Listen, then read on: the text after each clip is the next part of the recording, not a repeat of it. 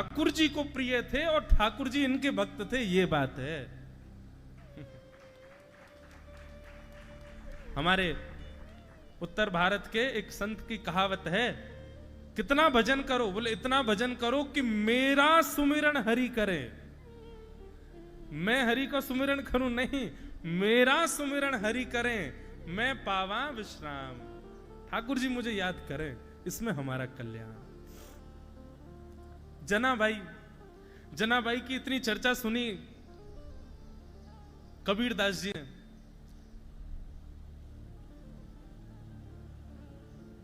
भोपाली तो श्री जनाबाई की इतनी चर्चा सुनी कि बोले महाराष्ट्र में एक परम भक्ता है जनाबाई, ठाकुर जी की परम भक्त है। श्री कबीरदास जी उनका दर्शन करने के लिए आए और जैसे ही दर्शन करने के लिए पहुंचे, पूछते पूछते जनाबाई कहाँ है, जनाबाई कहाँ है, उनको प्रणाम करना है। किसी ने मार्ग बता दिया, वहां चले जाओ, उधर बैठी हैं।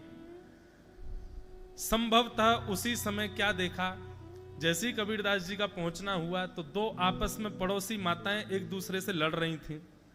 मराठी भाषा में लड़ रही थी। अब हमको बोलनी तो आती नहीं, तो बताते कैसे लड़ रही थी।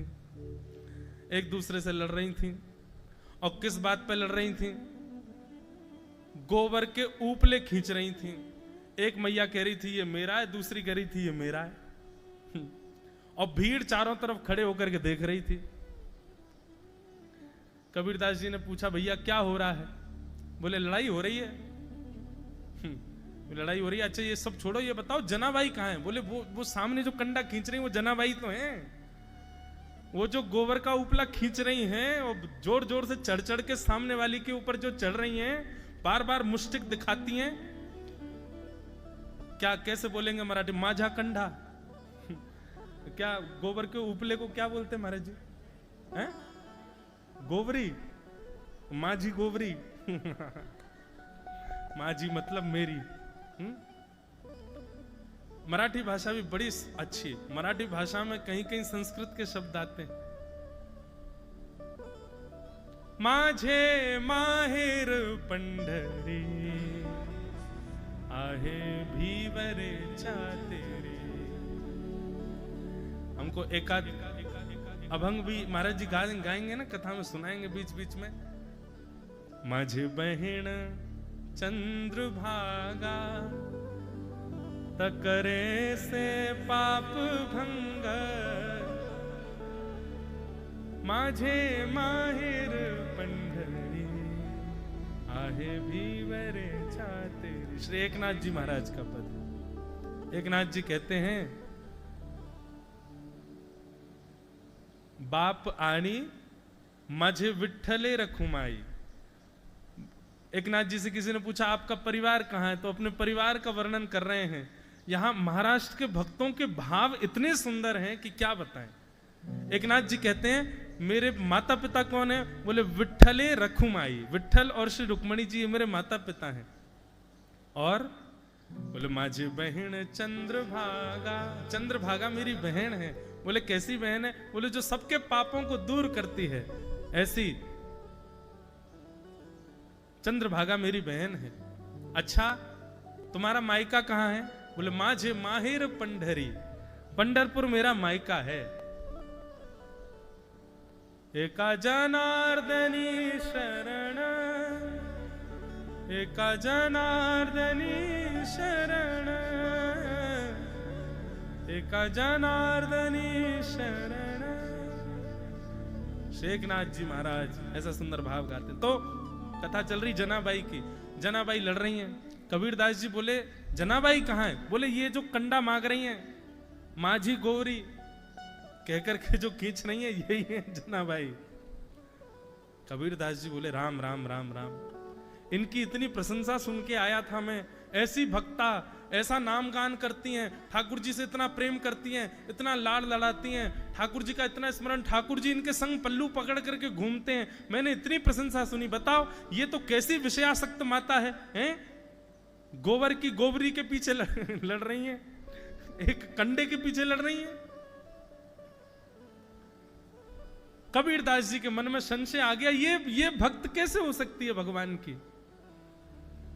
तभी कोई बुद्ध पुरुष गया, उसने जाकर के, कबीरदास ही गए, कबीरदास जी जाकर के बोले, मैया आप इतना भजन करती हो, इतना कीर्तन करती हो, इतनी बुद्धि नहीं आई आप में, बताओ गोबर के कंडे के पीछे लड़ रही हो? अरे छोड़ दो, गैया रोज गोबर करती है, फिर से थाप देना, दूसरे हो जाएंगे, काहे को लड़ रही हो? एक आध दो गोबर उसने तुम्हारे ले भी लिए हो तो इसमें लड़ने की क्या बात है? जनाबाई बोली, नहीं नहीं नहीं, ये वाला गोबर मेरा है, ये वाला गोबर का उपला मेरा है, वो वाला मेरा है, और वो कोने में जो पड़ा है वो वाला मेरा है। कबीरदास जी बोले, तुमको पहचान कैसे कि तुम्हारी है? अरे गोबर के उपले एक जैसे दिखते हैं, तुमको कैसे पता कि तुम्हारे यहां की गैया का गोबर का उपला कैसा है? जनाबाई ने एक कंडा उठा करके दिया और कबीरदास जी से बोला, इसको कान पे लगाओ। कबीरदास जी ने कान पे लगाया, बोले कुछ सुनाई दिया? बोले नहीं। अब ये मेरा कंडा है, इसको कान पे लगाओ।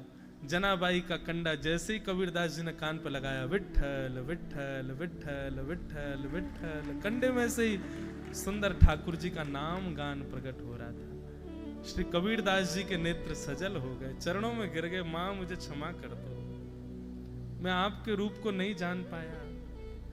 अरे मैं तो सोच रहा था कैसी विषयासक्त माता, विषय भोग, विषय संसार की छोटी सी वस्तु के ऊपर लड़ रही है, पर आप तो ऐसी भक्ता हो कि विषय का स्पर्श कर दो तो वो विषय भी भगवान का भोग बन जाए, भगवान का प्रसाद बन जाए। आप तो वो मैया। ऐसी जनाबाई, ऐसे तुकाराम, ऐसे नामदेव, ऐसे एकनाथ, ऐसे ज्ञानेश्वर, कैसे कैसे भक्त हुए हैं इस महाराष्ट्र की भूमि में।